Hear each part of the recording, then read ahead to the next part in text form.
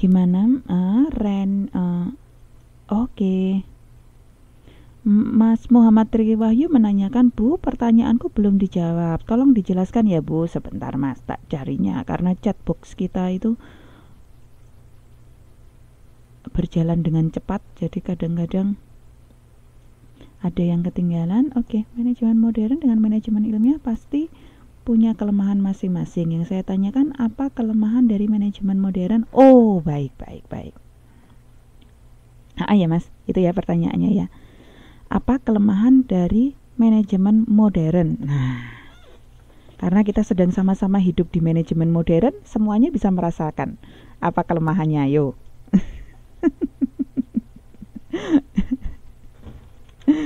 Kalau saya dan ini masih sangat subjektif dari sudut saya sendiri, jadi proses saya membaca ilmu atau saya mempelajari mengenai teori organisasi, saya memahami bahwa kadang-kadang salah satu hal yang masih lemah dari teori manajemen modern yang pada saat ini kemudian menghasilkan kajian-kajian yang selalu diperbaiki adalah belum dikuatkannya aspek yang terkait dengan perilaku manusia yang lebih manusiawi.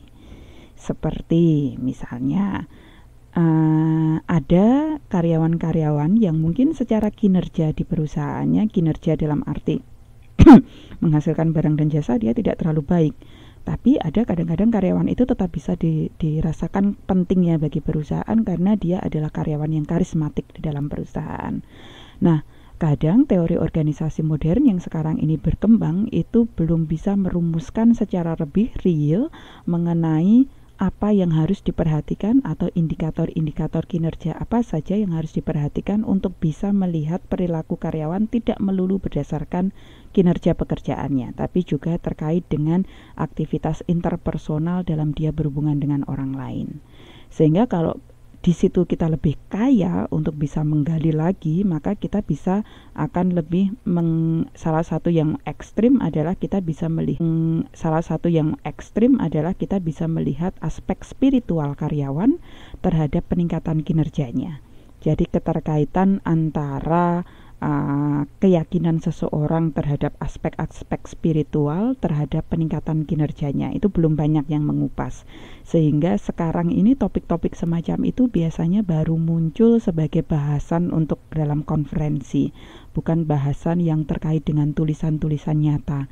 Di dalam konferensi manajemen itu banyak yang kemudian menguatkan tentang spiritual leadership, pemimpin yang menggunakan kekuatan spiritual. Kemudian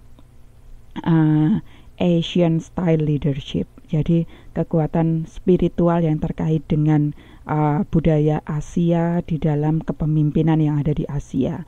Kemudian ada yang the relationship of Buddhism and leadership, jadi keterkaitan antara aspek agama secara spesifik Buddha terhadap leadership. Nah, itu sekarang baru berkembang, Mas, untuk dibicarakan. Itu sepertinya menjadi arah perkembangan manajemen, karena ternyata arah perkembangan manajemen itu bergerak untuk menuju arah-arah yang lebih mikro, yang lebih memanusiakan manusia untuk peningkatan kinerjanya. Apa? Pelan-pelan, Bu, mau dicatat? Nggak usah dicatat, Mbak Yuli. Ini cuma obrolan kok, obrolan mengenai teori organisasi. Oh, waktunya nggak cukup. Oke, kiriman mode.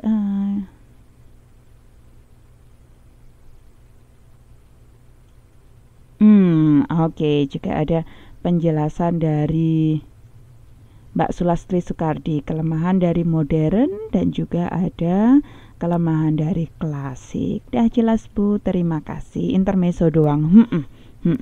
Jadi bagi teman-teman yang memang berminat untuk mempelajari mengenai teori organisasi, dulunya kayak apa dan setelahnya kayak apa, perbanyak bacaan-bacaan terkait dengan teori organisasi, sehingga kemudian akan melihat bahwa teori manajemen itu ada yang swing back dari yang sebelumnya, kondisi yang real saja menjadi sesuatu yang lebih unseen, lebih tidak terlihat, untuk lebih memperlakukan manusia seperti layaknya manusia ketika dia bekerja di dalam suatu manajemen organisasi. Yuhu. Baik, kita lanjut ya materi kita ya.